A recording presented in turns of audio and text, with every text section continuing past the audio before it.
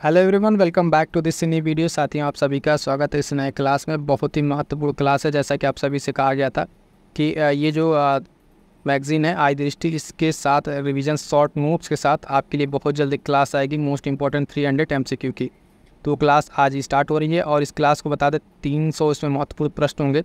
और आज का जो क्लास है ये लेक्चर नंबर 1 है, क्योंकि हम इसमें अभी जो है 50-50 क्वेश्चन करके ही हम इसको कंटिन्यू करेंगे। ठीक है, तो आने वाले 5 से 6 लेक्चर्स में आपको ये पूरा का पूरा मैगजीन का आपका मोस्ट इंपॉर्टेंट 300 क्वेश्चंस मिल जाएंगे, 300। ठीक है, तो बने रहिएगा इस क्लास में। और इसके साथ बता दें कि इसके पहले ये जो क्लास है मैराथन क्लास आई दृष्टि वाली, जिन लोगों ने अभी तक नहीं देखा है वो क्लास को पहले देख लीजिएगा। फिर से ये MCQ वाली क्लास करेंगे, तब आपको इसका बेहतर लाभ मिल पाएगा, क्योंकि यहाँ पे हमने पहले आपको कंप्लीट मैगजीन करा दिया है, इसका रिवीजन। अब इसके बाद से हम आपको क्या करा रहे हैं, तो साथियों ध्यान दीजिएगा इस पर आधारित MCQ। तो ये बहुत सारे साथियों की डिमांड थी और आप लोग अभी तक धैर्य बनाए, तो इसके लिए आप सभी का बहुत बहुत धन्यवाद। थोड़ा सा समय लगा, लेकिन क्लासेस आपके लिए आ गई हैं। तो आई होप सो कि ये आपको पसंद आएगा। आप अपने कमेंट करके ज़रूर बताइएगा कि आपको ये सब क्लास कैसा लगा है, और इस सीरीज़ को फिर आगे कंटिन्यू करेंगे। बहुत जल्द इसको हम लोग कंप्लीट करेंगे। ठीक है, और टेलीग्राम से ज़रूर जुड़ जाइएगा, क्योंकि वहाँ पे आपको PDFs और नोट्स वगैरह और बैचेस की सारी इन्फॉर्मेशन आपको वहाँ पे मिलेगी। और जो साथी इसके लिए प्रैक्टिस करना चाहते हैं, इस MCQ की प्रैक्टिस करना चाहते हैं, तो प्रैक्टिस बैच से ज़रूर ज्वाइन हो जाइएगा। टेलीग्राम पे आपको सारी डिटेल मिल जाएगी। स्टार्ट करेंगे साथियों आज के अपने सेशन को। ठीक है, और देखेंगे 1 बाय 1 करके आज के टॉप इंपॉर्टेंट 50 क्वेश्चंस को। ठीक है, यहाँ से हम लोग स्टार्ट करेंगे साथियों ये कंप्लीट क्वेश्चन की सीरीज़। पहला प्रश्न देखेंगे। सो यहाँ से देखिएगा, पहला प्रश्न कह रहा है कि राज्य जो खाद्य सुरक्षा सूचकांक 2023-24 में प्रथम 4 स्थान प्राप्त करता राज्य और केंद्र शासित प्रदेश का सही क्रम क्या है। जो ऐसे प्रदेश हैं उनका सही क्रम क्या है, तो ऑप्शन देखिए आपके पास ये दिया हुआ है, केरल, तमिलनाडु और जम्मू कश्मीर। ठीक, केरल, तमिलनाडु, गुजरात, और केरल, गुजरात, जम्मू कश्मीर, केरल, गुजरात और तमिलनाडु। जो इसका राइट आंसर होगा साथियों, हम बता दें कि ऑप्शन ये होगा आपका केरल, तमिलनाडु और जम्मू एंड कश्मीर। ये जो होगा आपका इसका सही क्रम होगा। इसके बारे में थोड़ी सी और इन्फॉर्मेशन देखेंगे, डिटेल इसका क्या है। तो देखिएगा कि सही उत्तर क्या है आपका, केरल, तमिलनाडु और जम्मू कश्मीर।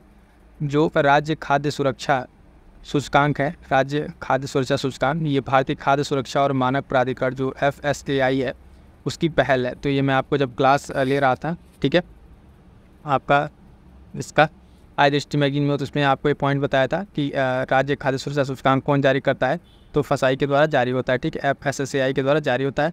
और राज्य खाद्य सुरक्षा सूचकांक जो है 2023-24 में आप देखें केरल ने शीर्ष स्थान हासिल किया। वहाँ पे ये पॉइंट था, केरल ने शीर्ष स्थान हासिल किया था, और उसके साथ साथ तमिलनाडु और जम्मू कश्मीर जो है इस सूची में दूसरे और तीसरे स्थान पर है। तो इस तरीके से आप देखेंगे कंप्लीट आपका जो 1 लाइनर था उसको आपको MCQ फॉर्म में यहाँ पे दिया जा रहा है। और यहाँ पे उसके साथ साथ जो उसे करेक्ट इन्फॉर्मेशन अदर जो है इम्पॉर्टेंट, वो भी आपको यहाँ क्या किया जा रहा है, प्रोवाइड किया जा रहा है। ठीक है, तो इस तरीके से आपको ये पॉइंट फिर से रिवाइज हो जाएगा। अगला प्रश्न देखिएगा। अगला प्रश्न भी आपको बताया था कि हाल ही में केंद्र सरकार ने अंडमान और निकोबार जो द्वीप समूह है उसकी राजधानी पोर्ट ब्लेयर का नाम बदलकर क्या कर दिया गया। तो उस पोर्ट ब्लेयर का नाम बदल के क्या कर दिया गया, तो साथियों Shri Vijayapuram. Option C right answer हो जाएगा। श्री विजयपुरम जो है इसका नाम कर दिया गया था। इसके बारे में जो इन्फॉर्मेशन उसको देखिए, तो इसमें बताया गया कि श्री विजयपुरम। ठीक, हाल ही में केंद्र सरकार ने अंडमान निकोबार द्वीप समूह की जो है राजधानी पोर्ट ब्लेयर का नाम बदलकर श्री विजयपुरम कर दिया था। बहुत ही महत्वपूर्ण रहेगा आपके अपकमिंग एग्जाम्स के लिए, इंपॉर्टेंट रहेगा। ये प्रश्न आपसे पूछा जा सकता है। ठीक है, आगे बढ़ेंगे, देखेंगे नेक्स्ट प्रश्न। अगला प्रश्न क्या है, कह रहा है कि हाल ही में प्रधानमंत्री नरेंद्र मोदी द्वारा सूरत जो है गुजरात में ठीक शुरू जल संचय जन भागीदारी पहल किस अभियान से जुड़ी है। ठीक है, तो ये पहल आप देखेंगे सारे के सारे पॉइंट्स वहीं से। मैं फिर से बार बता दूं कि जो साथी वो क्लास नहीं किए हैं आई दृष्टि वाली, ठीक है, ऑनलाइन कंप्लीट उस क्लास को पहले देख लें, उसके बाद से आप MCQ क्लास देखेंगे तो आपको बहुत ज़्यादा बेनिफिट होगा। एक तरीके से अच्छे से आपका रिवीजन और तैयार दोनों होगा। तो ऑप्शन है जल शक्ति अभियान, जल क्रांति अभियान, अटल भूजल योजना, इनमें से कोई नहीं। तो इसका जो राइट आंसर हो जाएगा साथियों ऑप्शन ए, जल शक्ति अभियान, जो प्रधानमंत्री नरेंद्र मोदी द्वारा शुरू किया था पहल, ये जल शक्ति अभियान के अंतर्गत शुरू किया गया था। इसके एक्सप्लेनेशन की बात करेंगे तो देखेंगे जल शक्ति अभियान राइट आंसर हो जाएगा। प्रधानमंत्री नरेंद्र मोदी ने वीडियो कॉन्फ्रेंसिंग के जरिए सूरत जो गुजरात में जल संचय जन भागीदारी पहल की शुरुआत की है। यह पहल जो है जल शक्ति अभियान कैच द रेन से जुड़ा हुआ है। तो यहाँ पे ये पॉइंट भी ध्यान रखें कहाँ पर इसको शुरुआत की गई इस पहल की, सूरत गुजरात में।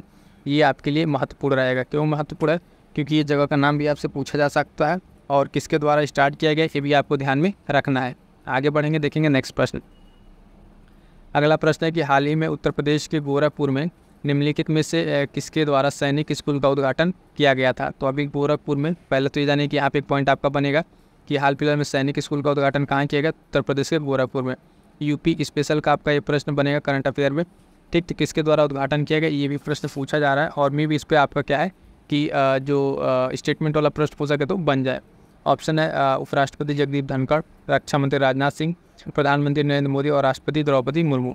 तो राइट आंसर क्या हो जाएगा इसका, ऑप्शन ए जो है जगदीप धनखड़ उपराष्ट्रपति ने हाल फिलहाल में क्या किया है, यहाँ पे उद्घाटन किया है। तो देखेंगे राइट आंसर, उपराष्ट्रपति जगदीप धनखड़ ने गोरखपुर में जो है सैनिक स्कूल का उद्घाटन किया है, ठीक। तो ये सारा पॉइंट्स आपको ध्यान में रखना है। कई बार प्रश्न इस तरीके से बन रहा है कि जो कोई इवेंट हो रहा है, मान लीजिए सैनिक स्कूल का उद्घाटन हुआ, इसके संबंध में निम्नलिखित कथनों पर विचार कीजिए। पहला कथन हो सकता है कि उद्घाटन किसके द्वारा किया, वो नाम दे दिया। दूसरा, इसका उद्घाटन कहाँ किया गया। तो दो स्टेटमेंट आपको यहीं से बन जाएंगे। तो इस तरीके से प्रश्नों को भी आप ध्यान से समझते चलिएगा, आपको परीक्षा में देखने को मिल सकते हैं। अगला प्रश्न है जो देखिएगा,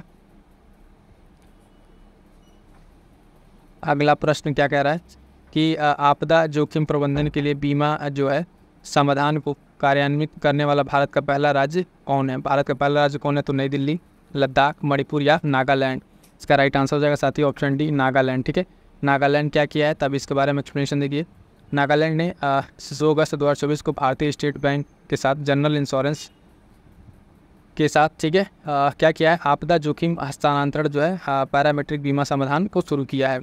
और ये इस तरीके करने वाला, इससे नागालैंड आपदा जोखिम बीमा जो है लागू करने वाला देश का पहला राज्य बन गया है। तो ये इंपॉर्टेंट रहेगा, और खास करके जब नॉर्थ ईस्ट का स्टेट है, कोई पूर्वोत्तर का राज्य है, और इस तरीके से कोई पहला इवेंट कर रहा है, तो ये बहुत ही महत्वपूर्ण हो जाएगा, ठीक है। तो आपदा जोखिम जो प्रबंधन के लिए बीमा समाधान कौन स्टार्ट किया है, तो ऑप्शन डी आपका क्या हो जाएगा, नागालैंड स्टार्ट किया है।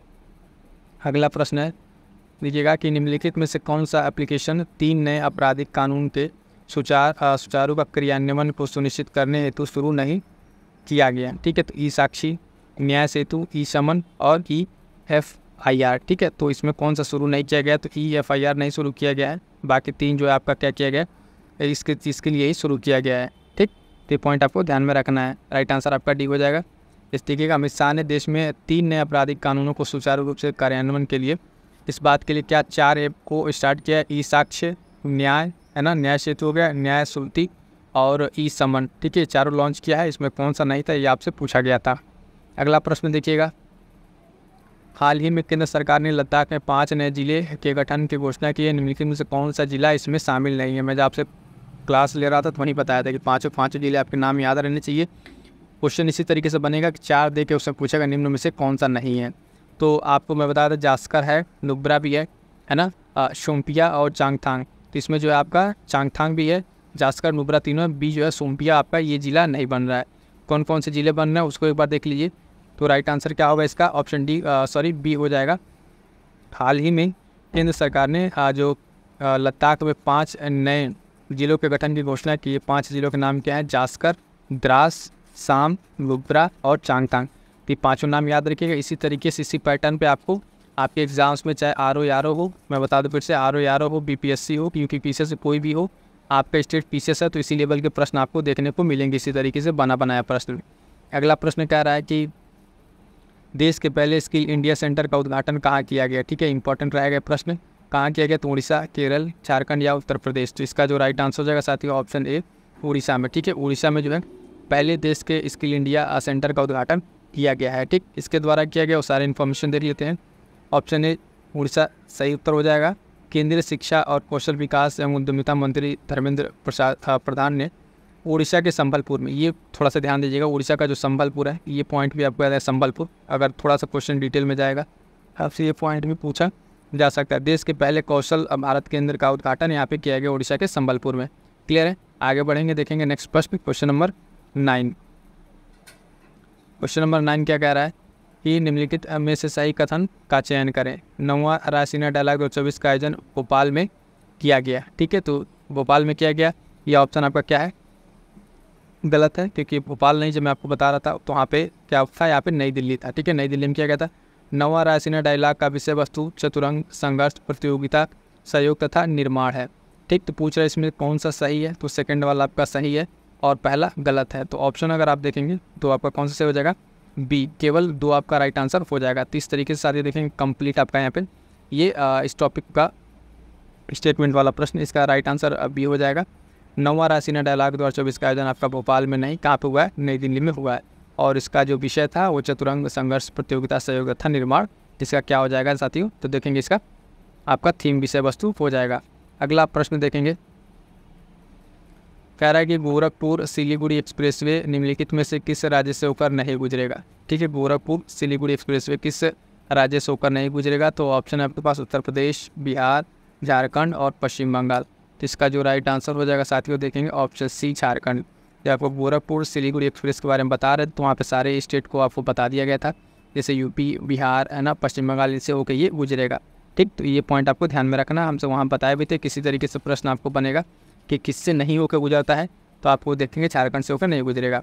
गोरखपुर सिलीगुड़ी एक्सप्रेसवे लंबा एक्सप्रेसवे जो गोरखपुर से लेकर पश्चिम बंगाल तक बनाया जा रहा है, या उत्तर प्रदेश, बिहार और पश्चिम बंगाल राज्यों से होकर गुजरेगा। तो 3 राज्यों से होकर गुजरेगा, तीनों राज्य आपको ध्यान में रखना है। राइट आंसर आपका यहाँ पे सी हो जाएगा। आगे बढ़ेंगे, देखेंगे नेक्स्ट प्रश्न जो है, नेक्स्ट प्रश्न आपका प्रश्न के 11, हाल ही में महाराष्ट्र सरकार ने पुणे हवाई अड्डे का नाम बदलकर किस संत के नाम पर किया है? तो शंकराचार्य, तुकाराम, गोरखनाथ या नामदेव। इसका जो राइट आंसर हो जाएगा साथियों ऑप्शन सी, तुकाराम। ठीक, देखेंगे इसके एक्सप्लेनेशन को। एक्सप्लेनेशन में क्या है कि हाल ही में महाराष्ट्र सरकार ने पुणे हवाई अड्डे का नाम बदलकर जगत गुरु संत तुकाराम महाराज अंतर्राष्ट्रीय हवाई अड्डा कर दिया है। तो ये पॉइंट आपको ध्यान रखना इंपॉर्टेंट है। जो नाम बदले जाते हैं वहाँ से संबंधित इन प्रश्नों में ये एक इम्पॉर्टेंट नाम रहेगा। ठीक है, महाराष्ट्र में हुआ ये कहाँ? तुकाराम, जो है महाराज तुकाराम अंतर्राष्ट्रीय हवाई अड्डा। और ये ध्यान दीजिएगा जरूर, इसमें जो है पूछेगा किस हवाई अड्डे का नाम बदल के किया गया, तो पुणे हवाई अड्डे का नाम बदल के किया गया है। तो ये वाला पॉइंट भी आपको ध्यान में रखना है। आगे बढ़ेंगे, देखेंगे नेक्स्ट प्रश्न, 18वीं लोकसभा में कुल 543 सीटों पर कितनी महिलाएं चुनी गई? ठीक है, तो बहुत ही महत्वपूर्ण रहा इस बार 18वीं लोकसभा का चुनाव। इसमें एक पॉइंट भी याद रखिएगा, स्पीकर कौन बने? ओम बिरला बने। और आपको एक पॉइंट और बता दें कि जो इसमें इस लोकसभा में 18वीं लोकसभा के लिए प्रोटेम स्पीकर जो बने थे उनका नाम याद रखिएगा, भर्तृहरि महता, वो बहुत महत्वपूर्ण रहेगा। ठीक है, प्रोटेम स्पीकर का नाम इस बार पूछा जा सकता है, तो ध्यान रखना है। ऑप्शन देख लीजिएगा, 70 है, 75, 74 और 76। ठीक है, तो राइट आंसर क्या हो जाएगा इसका? Option B. इस बार जो है कितनी महिलाएं? तो 74 महिलाएं इस बार चुनी गई हैं। आंसर हो जाएगा आपका बी, राइट आंसर हो जाएगा। 18वीं लोकसभा का जो पहला सत्र है 24 जून 2024 से 3 जुलाई 2024 तक चला। इसमें कुल 74 महिलाएं चुनी गई हैं, जो लोकसभा सीटों की लगभग 13.63% है।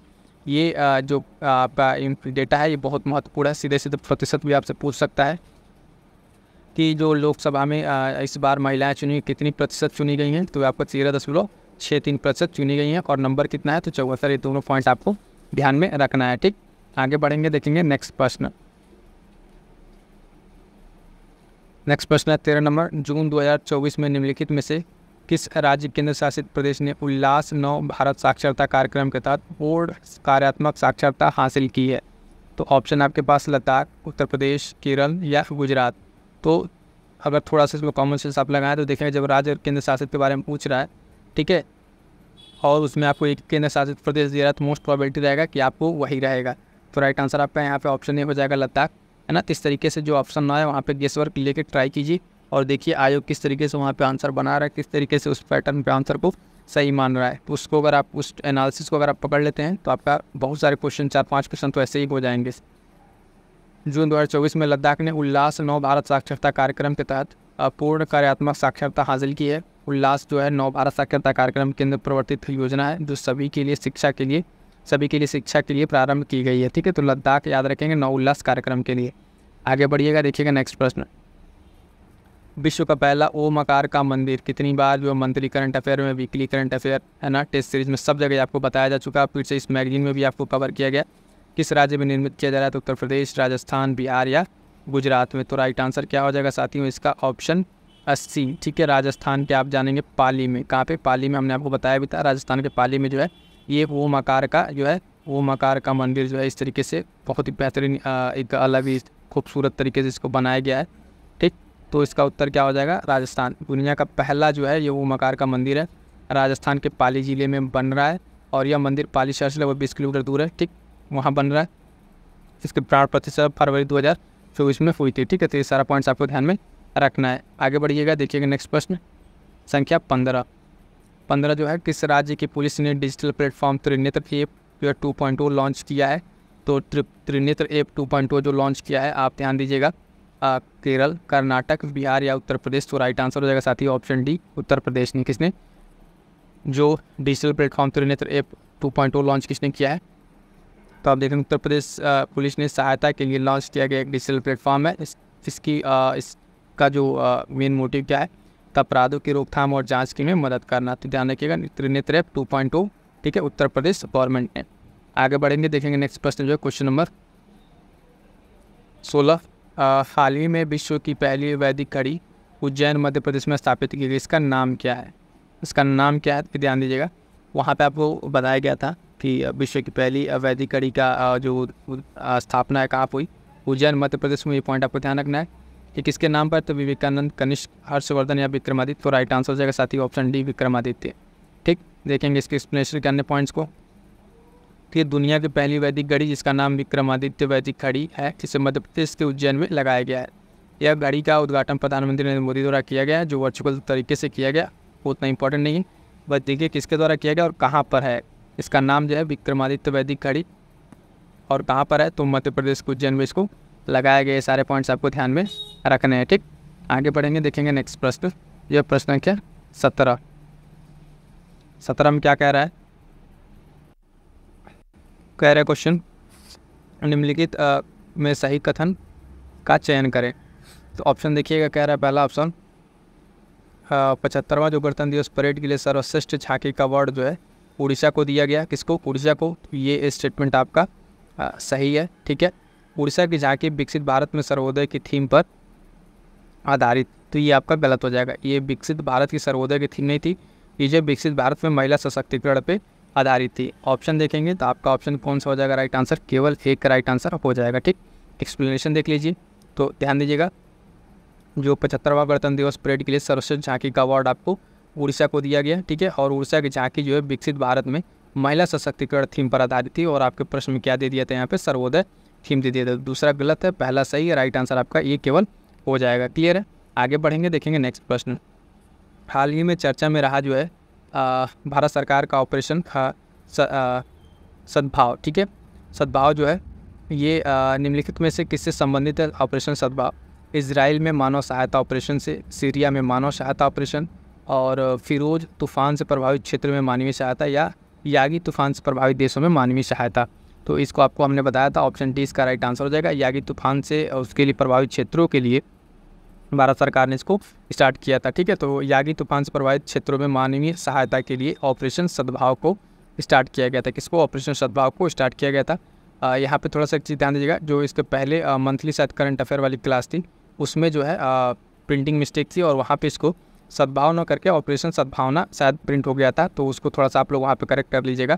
ठीक है, फिर से यहाँ पे एक बार मैं बता दे रहा हूँ, तो वो चीज़ें वहाँ पे सही कर लीजिएगा। कुछ चीज़ अगर थोड़ी बहुत मिस्टेक हो जाती है, बहुत से सारे साथी हैं जो बहुत जिनविनी क्लास को करते हैं, तो उस चीज़ को कमेंट कर देते हैं, उनका बहुत बहुत धन्यवाद। कई बार इस थोड़ी मिस्टेक हो जाती है, तो उस चीज़ को मैं फिर से यहाँ पे सही कर देता हूँ। ठीक है, तो ध्यान दीजिएगा। यागी तूफान जो है से प्रभावित ये कहाँ पर था? ऑपरेशन सद्भाव है, और भारत सरकार का यह एक अभियान है जिसके तहत ये कहाँ के लिए है? तो आप देखेंगे इससे प्रभावित देश में, जिसमें अभियान के तहत वियतनाम, लाओस, म्यांमार और उसमें सहायता भेजी गई। ठीक है, तो ये आप ध्यान देंगे, ऑपरेशन सद्भाव जो है किससे संबंधित है? यागी तूफान वाले से संबंधित है। डी राइट आंसर हो जाएगा। ठीक, आगे बढ़ेंगे, देखेंगे प्रश्न संख्या 19 में देखेंगे, हाल ही में अंतर्राष्ट्रीय सौर महोत्सव 2024 का आयोजन निम्नलिखित में से किस जगह पर किया गया है? तो ऑप्शन है गुरुग्राम, जयपुर, नई दिल्ली या जोधपुर। तो इसका जो राइट आंसर हो जाएगा साथियों ऑप्शन बी, नई दिल्ली में। कहाँ पे? नई दिल्ली में जो है इसको स्टार्ट किया गया।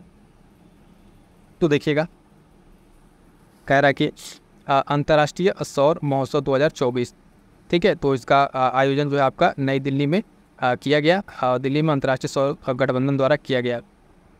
इसके द्वारा ISA, ठीक है, ISA अंतर्राष्ट्रीय सौर गठबंधन, ठीक, इसके द्वारा किया गया। आगे बढ़िएगा, देखिएगा नेक्स्ट प्रश्न जो है, वर्ष 2024 की टाइम पत्रिका में जो EI क्षेत्र के विश्व के 100 सबसे प्रभावशाली लोगों की सूची में निम्नलिखित में से कौन सा भारतीय शामिल नहीं है? ठीक है, EI की बात हो रही है, तो ध्यान दीजिएगा, अश्विनी वैष्णव, निर्मला सीतारमण, अनिल कपूर, नंदन नीलेकर्णी। ठीक है, तो जो यहाँ पे राइट आंसर हो जाएगा ऑप्शन सी हो जाएगा। ठीक है, इसमें जो है आपकी निर्मला सीतारमण नहीं शामिल है, तो ध्यान से देखिएगा कि वर्ष 2024 की टाइम पत्रिका के जो एआई क्षेत्र के विश्व के 100 सबसे प्रभावशाली लोगों की सूची में नंदन नीलेकणी, अश्विनी वैष्णव और अनिल कपूर इसमें शामिल है। कौन? अनिल कपूर शामिल है। तो इसमें कौन शामिल नहीं है? तो निर्मला सीतारमण आपका शामिल इसमें नहीं है।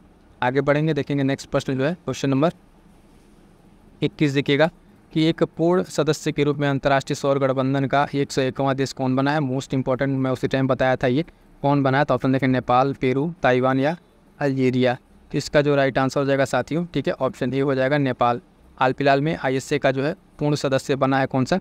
नेपाल बना है। तो ये इंपॉर्टेंट रहेगा और बहुत ही इंपॉर्टेंट रहेगा, क्योंकि भारत का ये पड़ोसी देश भी है और जो यहाँ पे इस तरीके से इवेंट में शामिल हुआ है कोई संगठन में, तो बहुत ही महत्वपूर्ण रहेगा।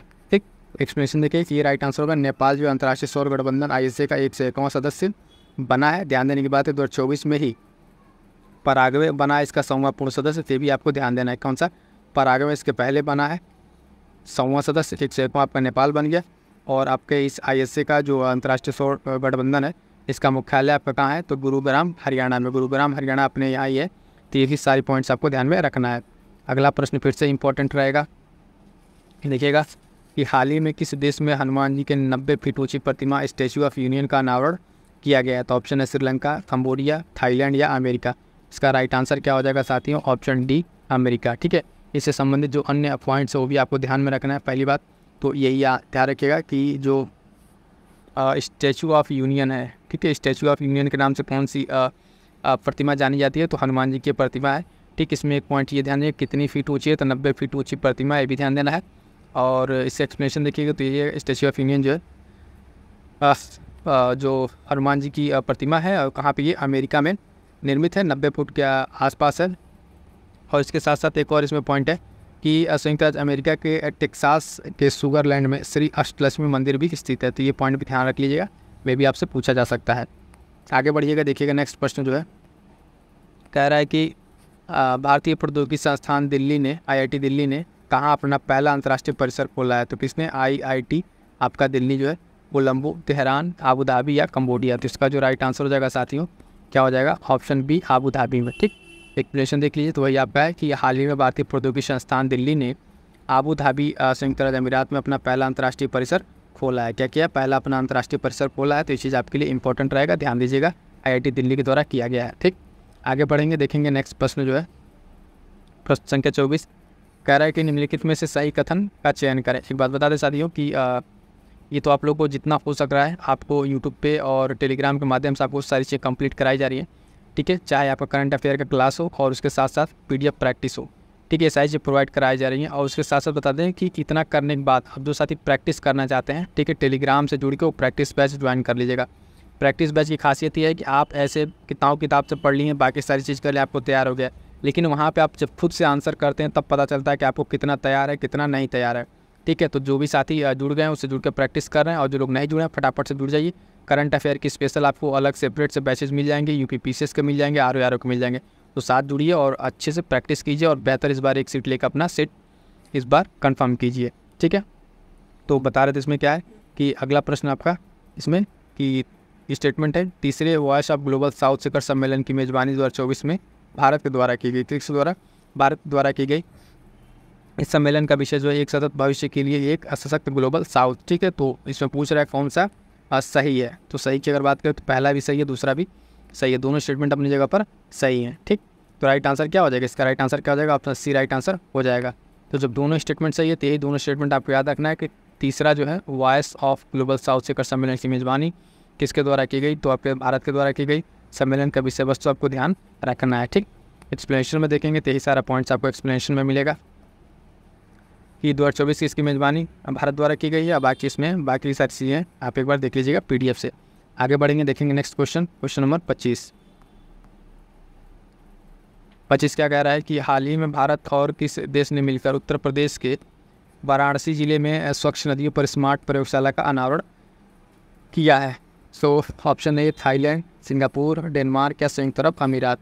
तो इसका राइट आंसर क्या हो जाएगा साथी? ऑप्शन बी, डेनमार्क ने हाल फिलहाल में मिलकर इस तरह की इनिशिएटिव की थी। हमने आपको बताया था कि डेनमार्क इसमें है, ठीक है, भारत सरकार है और plus IIT BHU, IIT BHU मिलके 3 इस तरीके से मिलके लोग अपना यहाँ पे स्टार्ट किए हैं। एक्सप्लेनेशन देखिएगा, राइट आंसर आपका डेनमार्क। हाल ही में भारत, डेनमार्क और उत्तर प्रदेश के वाराणसी जिले में स्वच्छ नदियों पर स्मार्ट प्रयोगशाला का अनावरण किया गया। यह प्रयोगशाला भारत सरकार और IIT BHU और डेनमार्क तीनों के बीच क्या है, त्रिपक्षीय अनूठी पहल है। तो ट्राईलेटरल इस तरीके से है, आप देखेंगे तीन तरीके से इसमें बॉडी मिलकर काम कर रही है। बहुत ही महत्वपूर्ण रहेगा यूपी स्पेशल के लिए, इसमें RO और UPP से साथ में पूछा जा सकता है। आगे बढ़ेंगे, देखेंगे नेक्स्ट प्रश्न। कह रहा है कि क्वेश्चन नंबर 26 कि पेंटो गटार, ठीक है, शिनावात्रा को किस देश की संसद द्वारा नया प्रधानमंत्री नियुक्त किया गया है? सिंगापुर, मलेशिया, थाईलैंड या मालदीव? तो ध्यान दीजिएगा, इनको जब चुना गया था इसी आपको बताया गया था, ये थाईलैंड की प्रधानमंत्री के रूप में इनको चुना गया। और ये के बारे में ध्यान रखिए, सबसे कम उम्र की ये महिला बनी थी जब इनको चुना गया था। तो ठीक है, तो ध्यान रखिएगा, नाम और पोस्ट दोनों याद रखिएगा। थाईलैंड, ठीक है, तो शिनावात्रा को जो है थाईलैंड के अगले प्रधानमंत्री के रूप में चुना गया है। वो संसद में जो इस पद को संभालने वाली वहाँ की सबसे कम उम्र की, ठीक है, सबसे कम उम्र की महिला होंगी। तो ये इंपॉर्टेंट रहेगा और ये मोस्ट प्रोबेबिलिटी है कि आपसे ये पूछा जाए। मैं यही बता दे रहा हूँ कि UP PCS और RO में मोस्ट प्रोबेबिलिटी आपका ये प्रश्न देखने को मिल जाए। तो इस तरीके से इस तरीके से प्रश्न बनेंगे तो उनको आपको ध्यान में रखना। अपॉइंटमेंट में नाम ध्यान रखिए थाईलैंड के लिए, ठीक है।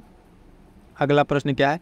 अगला प्रश्न है साथियों कि हाल ही में डिक्किन विश्वविद्यालय और वोलोंगोंग, ठीक है, विश्वविद्यालय ने गुजरात के गिफ्ट सिटी में, ठीक है, अपना कैंपस क्या किया, स्थापित किया? किस देश से संबंधित है? तो जर्मनी, ऑस्ट्रेलिया, अमेरिका या ऑस्ट्रिया। तो इसका जो राइट आंसर है साथियों क्या हो जाएगा? ऑप्शन C है, ठीक है, ऑस्ट्रेलिया से ये संबंधित है। इसके ने कहाँ अपना कैंपस खोला है? तो हाल ही में ऑस्ट्रेलिया के डिकिन विश्वविद्यालय और वोलोंगोंग विश्वविद्यालय ने गुजरात के गिफ्ट सिटी में अपना कैंपस स्थापित किया है। सिंपल से भी प्रश्न पूछेगा कि बन सकता है यहाँ से कि ऑस्ट्रेलियाई विश्वविद्यालय ने भारत के किस राज्य में अपना कैंपस स्थापित करेगा? तो ध्यान दीजिएगा, गुजरात में। कहाँ पे? गुजरात में। इसे ध्यान रखिएगा, प्रश्न रिवर्स कर से आपसे पूछा जा सकता है। आगे बढ़ेंगे, देखेंगे अगला प्रश्न। अगला है हेनले पासपोर्ट सूचकांक के अनुसार भारत का कौन सा स्थान? ध्यान दीजिएगा, ये सूचकांक है, जब बदलता रहता है। तो कई बार जो पुरानी क्लासेज रहती हैं तो उसमें कई साथियों का कमेंट थे कि इसमें इतना रैंक, उसमें उतना रैंक। तो होता ये है कि देखिए, जो उस टाइम क्लास लिया रहता है जब जाता है तो उस हिसाब के जो रिपोर्ट आई रहती है तो उस टाइम रैंक कुछ और रहता है। बाद में जब अपडेट हो जाती है, ठीक है, तो अपडेट वाले क्लास में इसको अपडेट कर दिया जाता है। और जो आप पुरानी क्लास जब देखते हैं तो उसमें आपको पुराना रैंक ही मिलता है। तो इस वजह से कन्फ्यूजन ना हो, और जब आप एग्ज़ाम देने जाएँ तो उस टाइम का लेटेस्ट जो है रैंकिंग ध्यान रख के जाइएगा, ठीक है। तो इसमें 84, 72, 81 और 71 इसका आपका क्या दिया है? ऑप्शन दिया है। राइट आंसर क्या हो जाएगा आपका? 81 हो जाएगा हेनले पासपोर्ट सूचकांक के अनुसार, ठीक है। ये करंट में जो आपका था उसके अकॉर्डिंग है। हेनले पासपोर्ट इंडेक्स जो है दुनिया के सबसे शक्तिशाली पासपोर्ट की रैंकिंग करता है, और इसमें 24 के सूचकांक में भारत का स्थान क्या है? 81वां स्थान है। इस सूचकांक के अनुसार विश्व का सबसे शक्तिशाली पासपोर्ट है सिंगापुर का है। तो ये पॉइंट भी आपके लिए बहुत ही महत्वपूर्ण रहेगा। सिंगापुर का नाम याद रखिएगा, सबसे टॉप पर है, ठीक है, हेनले पासपोर्ट के अनुसार। क्लियर है इतना? आगे बढ़ेंगे, देखेंगे नेक्स्ट प्रश्न।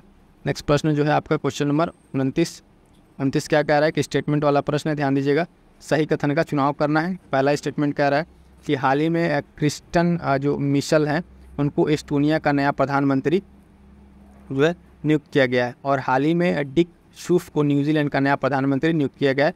अब देखिएगा, इसी तरीके से RO में आपसे प्रश्न पूछा था, ठीक है, RO में इसी तरीके से प्रश्न पूछा था आपको, तो पॉइंट भी इसी तरीके से आपको ध्यान में रखना है। तो पहला स्टेटमेंट तो आपका सही है, क्रिस्टन मिशन को जो है आपको एस्टोनिया का प्रधानमंत्री नियुक्त किया गया था। यह मैंने आपको पढ़ाया भी था, और ये भी पॉइंट आपको सारा का सारा तो पॉइंट पढ़ा ही देंगे, बस आपको यहाँ पर टेस्ट और रिवीजन के लिए करा रहे हैं। तो डिक शिफू को न्यूजीलैंड का नहीं तो कहाँ का चुना गया? इनको नीदरलैंड का। कहाँ का? नीदरलैंड का इनको प्रधानमंत्री नियुक्त किया गया। दूसरा गलत है। तो यहाँ पे जब आप ऑप्शन की बात करेंगे तो ऑप्शन आपका कौन सा सही हो जाएगा? केवल एक आपका आंसर सही हो जाएगा। एक्सप्लेनेशन देख लीजिए, एक्सप्लेनेशन वही है कि 2 गलत है, पहला सही है, दूसरा क्यों गलत है? तो वही मैंने आपको बताया कि डिक शिफू को न्यूजीलैंड का नहीं तो कहाँ का? नीदरलैंड का प्रधानमंत्री नियुक्त किया गया। दोनों अपॉइंटमेंट है। अब इस तरीके से आपके अपडेटेड जो ये आपसे प्रश्न को देख के समझ में आ गया होगा कि जो अपडेटेड आपका क्या कहते हैं एग्जाम पैटर्न है, जिस तरीके से प्रश्न पूछा जा रहा है। अब सिंगल आपसे अपॉइंटमेंट नहीं पूछा जा रहा है, मिलान करने को पूछा जा रहा है। तो उस तरीके से प्रश्न आपको यहाँ पे बनाया गया है। आई होप सो कि सारी चीज़ें आपको हेल्प करेंगे, ठीक है। अगला प्रश्न क्या है? अगला प्रश्न है 30 नंबर का प्रश्न। देखिएगा कि वर्ष 2036 तक भारत की जनसंख्या कितनी होने की उम्मीद है, ठीक है, कितनी होने तक उम्मीद है? तो आप देखेंगे इसका सीधा आंसर आपको राइट आंसर बताते हैं कि 152.2 करोड़ होने की उम्मीद है। कब तक? 2036 तक, ठीक। तो ये कौन सी रिपोर्ट है, उस रिपोर्ट के बारे में थोड़ा सा जान लीजिए। जानिएगा। सांख्यिकी कार्यक्रम और जो कार्यान्वयन मंत्रालय है उसके द्वारा जारी किया गया भारत में महिला एवं पुरुष की जो 23 रिपोर्ट है उसके अनुसार 2036 तक भारत की जनसंख्या क्या है 152.2 करोड़ होने की उम्मीद है। तो ये आपका राइट आंसर हो जाएगा। क्लियर है यहाँ तक? नंबर प्रश्न देखिए, निम्नलिखित में से सही कथन का चयन करें। कह रहा है कि भारत वैश्विक स्तर पर सबसे बड़े चूना उत्पादकों में तीसरे स्थान पर है। भारत विश्व में सबसे बड़े लौह अयस्क उत्पादकों में प्रथम स्थान पर है। तो इसका जो इसमें आपको स्टेटमेंट सही बताना, पहला सही है और दूसरा आपका गलत है, क्योंकि लौह अयस्क में भारत पहले पर नहीं है। ठीक है, और पहला क्या है इसका सही है। एक्सप्लेनेशन देखिएगा तो एक्सप्लेनेशन आप देखेंगे तो सही उत्तर केवल एक होगा। और इसमें क्या है, तो भारत वैश्विक स्तर पर सबसे बड़ा जो चूना उत्पादक है उसमें से तीसरे स्थान पर है, तो ये बात सही थी। लेकिन भारत विश्व में लौह अयस्क उत्पादकों अगर श्रेणी में देखा जाए तो प्रथम नहीं बल्कि कौन है, चतुर्थ स्थान पर। ठीक है, तो इस तरीके से आपका यहाँ पे ये राइट आंसर क्या हो जाएगा, केवल एक राइट आंसर हो जाएगा। आगे बढ़ेंगे, देखेंगे नेक्स्ट क्वेश्चन जो है क्वेश्चन नंबर 32। क्वेश्चन नंबर 32 क्या कह रहा है कि भारत के पहले समुद्र पारीय जन औषधि केंद्र का उद्घाटन निम्नलिखित में से किस देश में किया गया है। तो ऑप्शन है आपके पास श्रीलंका, संयुक्त अरब अमीरात, मालदीव्स या साथियों मॉरिशस। तो देखेंगे ये क्वेश्चन आपको मैं बताया था, मोस्ट इंपॉर्टेंट भी लगवाया था उस टाइम। इसका राइट आंसर हो जाएगा ऑप्शन डी मॉरिशस। ठीक है, किसके द्वारा किया गया था, तो विदेश मंत्री एस जयशंकर के द्वारा जो है इसको किया गया था। तो मोस्ट इंपॉर्टेंट था, मैंने आपको बताया भी था। आगे बढ़ेंगे, देखेंगे नेक्स्ट प्रश्न जो है, सॉरी इसका एक्सप्लेनेशन पहले देख लीजिए।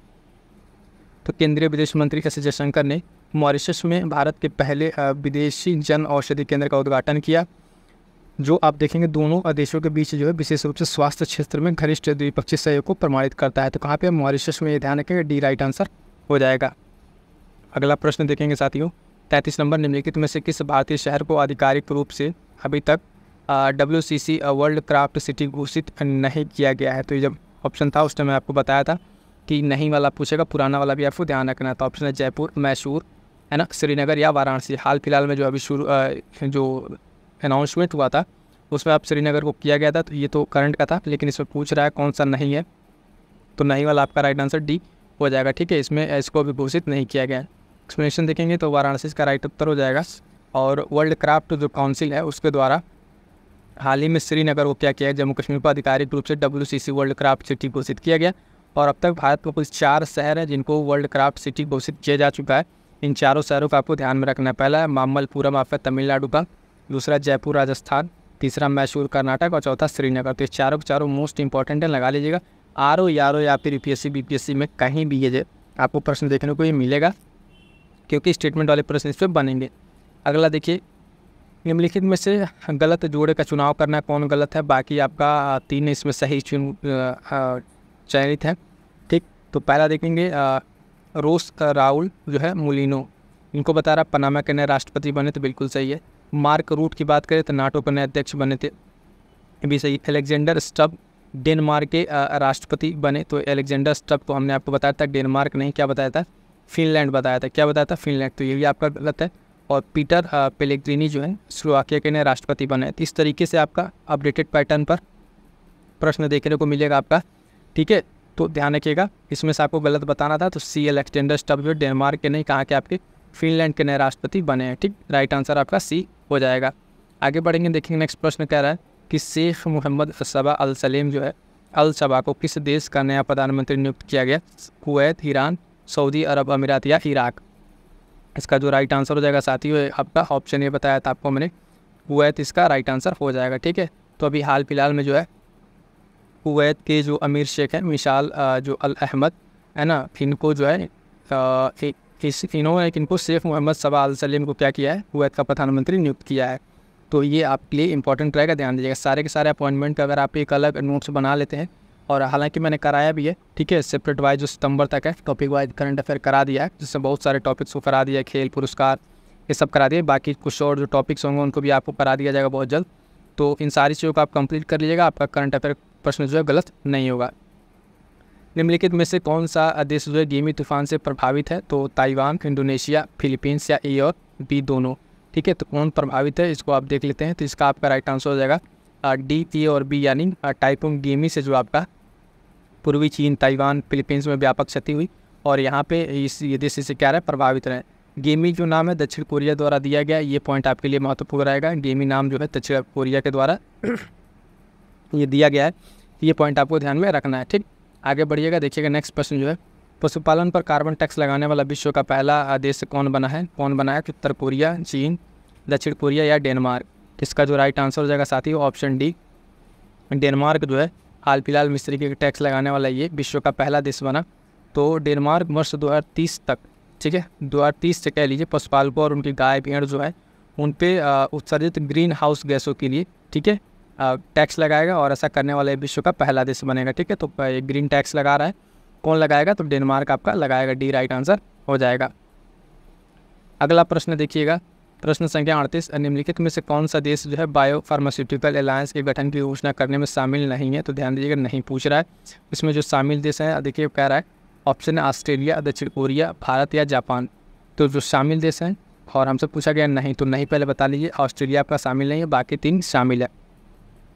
एक्सप्लेनेशन की बात करेंगे तो देखेंगे हाल ही में भारत जो है अमेरिका, भारत, दक्षिण कोरिया, जापान, यूरोपीय संघ ने मिलकर बायो फार्मास्यूटिकल अलायंस के गठन की घोषणा की है।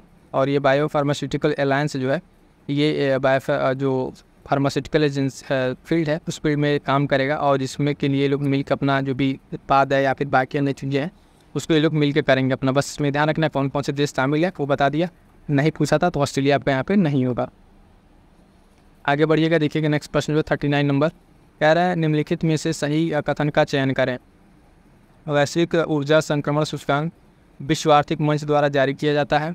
ठीक, उसके बाद से कह रहा है कि वैश्विक ऊर्जा संक्रमण सूचकांक 2024 में भारत का स्थान 60वां था। ठीक है, तो भारत का स्थान 60वां तो नहीं था, ये मैंने आपको बताया भी था क्लास में। पहला जो है आपका सही है, पूछ रहा है कौन सा सही है, तो केवल एक आपका राइट आंसर हो जाएगा। एक्सप्लेनेशन बात करेंगे तो 60 की जगह यहाँ मैं बता दूँ कितना था, तो 63 था। ठीक है, 60 की जगह 63 स्थान था जो 2024 में। एक्सप्लेनेशन में आप लिख लीजिए कि वैश्विक ऊर्जा संक्रमण सूचकांक विश्व आर्थिक मंच द्वारा जारी किया जाता है, और जो वैश्विक ऊर्जा संक्रमण सूचकांक में 2024 में भारत की रैंक थी 60 नहीं, ये कितना है 63 स्थान पर था। ये पॉइंट ध्यान रखिएगा। और इसी में याद रखिएगा पहला स्थान इस रिपोर्ट में किसको मिला, तो स्वीडन को। किसको? स्वीडन को पहला स्थान मिला, ये नाम याद रखेंगे। ठीक है, और ये संक्रमण सूचकांक वाले रिपोर्ट वाले में ये एक महत्वपूर्ण रिपोर्ट रहेगा आप सभी के लिए। अगला पॉइंट है, विश्व आर्थिक मंच द्वारा ग्लोबल जो जेंडर गैप रिपोर्ट 2024 है उसके अनुसार पूर्ण लैंगिक समानता हासिल करने में विश्व को कितना समय लगेगा? तो विश्व को कितना समय लगेगा, तो ऑप्शन है आपके पास 135 वर्ष, 34 वर्ष, 125 या 150। तो इसका जो राइट आंसर हो जाएगा साथियों, राइट आंसर हो जाएगा आप देखेंगे 134 वर्ष। कितना? विश्व आर्थिक मंच द्वारा जो है ग्लोबल जेंडर रिपोर्ट 2024 जारी किया गया, इसके अनुसार जो है पूर्ण लैंगिक समानता हासिल करने में विश्व का भी 134 वर्ष और लगेंगे। कितने? 134 वर्ष। पॉइंट जो आपको ध्यान रखना है 134 वर्ष तो ध्यान रखना है, उसके साथ साथ विश्व आर्थिक मंच द्वारा जारी होता है ग्लोबल जेंडर रिपोर्ट, ये वाला पॉइंट आपको ध्यान में रखना है। ठीक है, अगला प्रश्न देखिएगा, कह रहा है कि 41 नंबर, निम्नलिखित में से सही कथन का चुनाव करें। समलैंगिक विवाह को मान्यता देने वाला पहला जो दक्षिण पूर्वी एशियाई देश है वो थाईलैंड बना है, तो ये बात बिल्कुल सही है।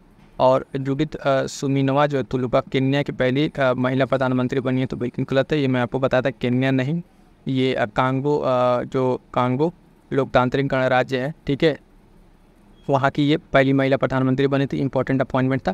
फिलहाल यहाँ पे ये गलती है और राइट आंसर आपका कौन सा हो जाएगा, ऑप्शन ए राइट आंसर हो जाएगा। ठीक है, केवल एक सही होगा।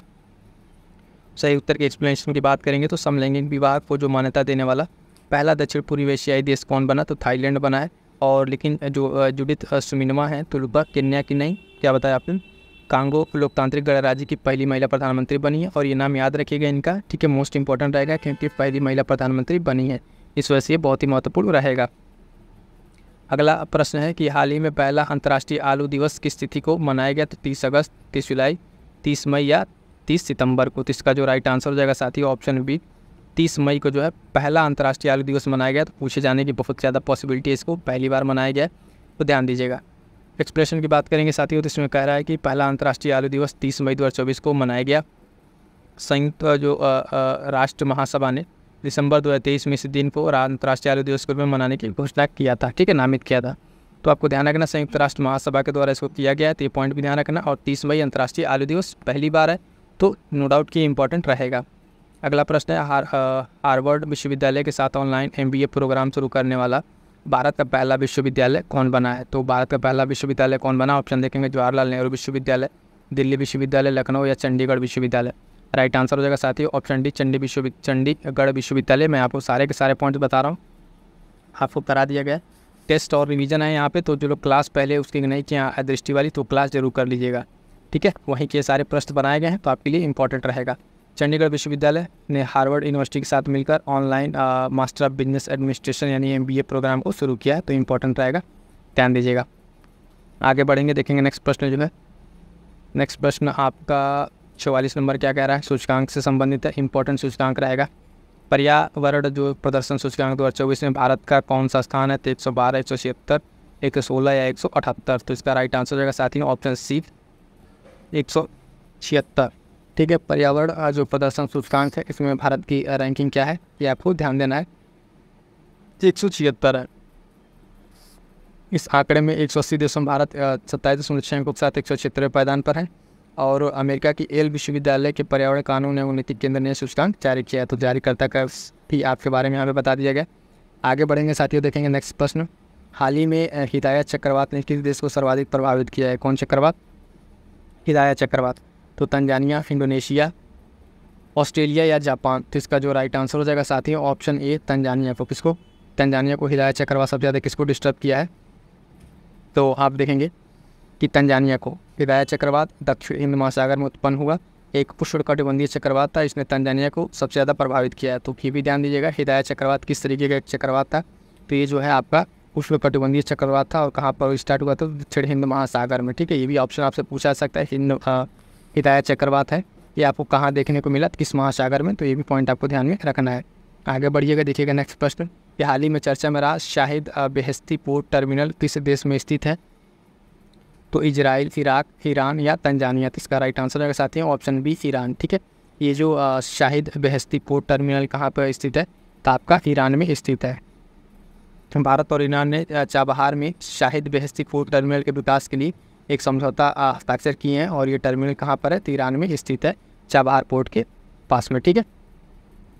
अगला प्रश्न 47 नंबर। हाल ही में भारत ने यात्रा और पर्यटन विकास सूचकांक के समग्र रैंकिंग में कौन सा स्थान प्राप्त किया है? तो आप देखेंगे 29, 30, 39 या 40। तो इसका राइट आंसर हो जाएगा साथियों ऑप्शन सी, 39। भारत ने पर्यटन वाले सूचकांक में कितना स्थान प्राप्त किया है साथियों? तो 39। विश्व आर्थिक मंच द्वारा जारी होता है, मोस्ट इंपॉर्टेंट ये रिपोर्ट है, क्योंकि ध्यान दीजिएगा, मैं आपसे पहले भी कई बार कह चुका हूँ साथियों कि जो कुछ रिपोर्ट हैं, जिससे वर्ल्ड बैंक हो गया, विश्व आर्थिक मंच हो गया, मॉनेटरी जो IMF हो गया, है ना, इन सबों के द्वारा अगर इस कोई रिपोर्ट है उसको आप एक जगह बना लेंगे तो आपके लिए बहुत ही हेल्पफुल रहेगा। तो ये यात्रा और पर्यटन विकास सूचकांक किसके द्वारा जारी किया था? विश्व आर्थिक मंच के द्वारा। भारत की समग्र रैंकिंग बात करें तो 39वां स्थान प्राप्त हुआ है, ठीक है। और सूची में पहला स्थान किसका है? तो संयुक्त राष्ट्र अमेरिका का पहला स्थान देखने को मिला है, ठीक। आगे बढ़ेंगे, देखेंगे नेक्स्ट प्रश्न जो है, प्रश्न संख्या 48। ये भी अपॉइंटमेंट्स है और गलत जोड़ा चुनाव करना है। तो गिटनास नौसेदा जो है लिथुआनिया के राष्ट्रपति बने, ये भी सही है। जोसेफ बोकाई जो है लाइबेरिया के राष्ट्रपति बनते, ये भी सही है। गैब्रियल अटल फ्रांस के सबसे कम उम्र के प्रधानमंत्री बनते, ये भी सही है। और बजरनी जो बेनेडिक्टन है, ये इनको बता रहा है क्या कि आइसलैंड के राष्ट्रपति बने हैं, ठीक है। तो ये ध्यान दीजिएगा, ये आइसलैंड के राष्ट्रपति नहीं बने हैं, क्या बने हैं? ये प्रधानमंत्री बने हैं। नाम तो ध्यान है लेकिन प्रधानमंत्री बने, तो यही वाला आपका गलत हो जाएगा। कौन सा? ऑप्शन डी गलत हो जाएगा। बाकी तीन जो आपका सही है उसको ध्यान रखिएगा। तो सही उत्तर की बात करेंगे तो बजरनी बेनेडिक्टन जो है आइसलैंड के तो बने तो हैं, लेकिन राष्ट्रपति नहीं बने, क्या बने हैं? प्रधानमंत्री बने। क्या बने? प्रधानमंत्री बने। तो ये पॉइंट आपको ध्यान में रखना है साथियों, क्लियर है। आगे बढ़ेंगे, देखेंगे नेक्स्ट प्रश्न। इस प्रश्न में दो प्रश्न आपको समाहित है। गर्भपात को संवैधानिक दर्जा देने वाला विश्व का पहला देश फ्रांस है, ठीक है, तो ये सही है। दूसरा पॉइंट है, विश्व की पहली 3D प्रिंटेड मस्जिद का निर्माण सऊदी अरब में किया गया, तो ये भी सही है। तो सही कथन का हमको चुनाव करना है, जिसका जो राइट आंसर हो जाएगा, दोनों ऑप्शन सही होंगे, ठीक है। तो सी वाला आपका सही हो जाएगा, ए और 2, ठीक है। ऑप्शन यहाँ पे मिसिंग है, ठीक है। ऑप्शन क्या है यहाँ पे आपका मिसिंग है, तो उसको थोड़ा सा ध्यान दीजिएगा। अब यहाँ से जो सीधे सीधे आपका है क्या है कि आपका जो सीधे सीधे पॉइंट है उस पॉइंट को आपको यहाँ पे बता दिया गया, ठीक। तो हाँ ठीक है, गर्भपात को संवैधानिक दर्जा देने वाला विश्व का जो है पहला देश फ्रांस बना है, और यह सही भी है, दूसरा भी आपका सही है। दोनों स्टेटमेंट आपको ध्यान में रखना है। अगला पॉइंट है कि हाल ही में क्रिस ब्राउन जो है पृथ्वी पर भूमि के सबसे दूरस्थ बिंदु तक पहुंचने वाले व्यक्ति बने हैं। पृथ्वी के इस दूरस्थ बिंदु का नाम क्या है? तो इसका नाम क्या है आप देख के बताइए, पॉइंट टेल्को, point good hope, point Nemo या पॉइंट ट्यूरिल्को। इसका जो राइट आंसर है साथी ऑप्शन बी, पॉइंट नीमो इसका नाम है। और ये कहाँ पर है तो इसके बारे में थोड़ी सी इन्फॉर्मेशन है, उसको देख लेते हैं। तो देखिएगा, पॉइंट नीमो जो है आपका दक्षिण प्रशांत महासागर में एक काल्पनिक बिंदु है और ज़मीन से बहुत दूर स्थित है। ब्रिटेन के जो क्रिस ब्राउन है, ये प्रशांत महासागर में उसके महासागरीय दूर पर तक पहुंचने वाले इतिहास के पहले व्यक्ति बन गए हैं। तो इनका नाम भी याद रखिएगा, कौन पहुंचा है यहाँ पे, उनका नाम भी आपको ध्यान में रखना है, क्रिस ब्राउन जो है, ठीक है, इनका नाम, और पॉइंट नीमो आपको ध्यान में रखना है। तो यहाँ तक साथियों अगर आप देखें तो 50 क्वेश्चन हम लोग को 300 क्वेश्चन करने हैं और हम लोग कहाँ तक पहुँच गए, 50 क्वेश्चन तक पहुँच गए हैं। क्लियर है? यहाँ तक तो साथियों आपका कंप्लीट हो गया क्लास। और यहाँ से जो कुछ इंपॉर्टेंट क्लास हैं आप जरूर देखिएगा, जो आपके लिए बहुत हेल्पफुल है, जैसे PYQ का नोट्स एनालिसिस, और इसके साथ साथ स्टार्ट हो गया है ये गवर्नमेंट स्कीम की क्लास आ गई। ये क्लास आपके लिए महत्वपूर्ण है। और करंट अफेयर क्यूज की जो क्लास थी शॉर्ट नोट्स, इसकी भी बहुत जल्द क्लास आ जाएगी। ये क्लास आपको मिल चुकी है और ये इंपॉर्टेंट जहाँ से आपको 1-2 से प्रश्न देखने को मिलेंगे, ये सब सारी क्लासेज हैं जो आपको इसी चैनल पर अवेलेबल है। इन क्लास को आप लोग मिस ना कीजिएगा, देख के नोट्स जरूर बना लीजिएगा, क्योंकि यहाँ से आपको सीधे सीधे प्रश्न टू द पॉइंट आपके एग्जाम में प्रश्न देखने को मिलेंगे। ठीक है, मिलते हैं किस नेक्स्ट वीडियो में, तब तक के लिए थैंक यू सो मच।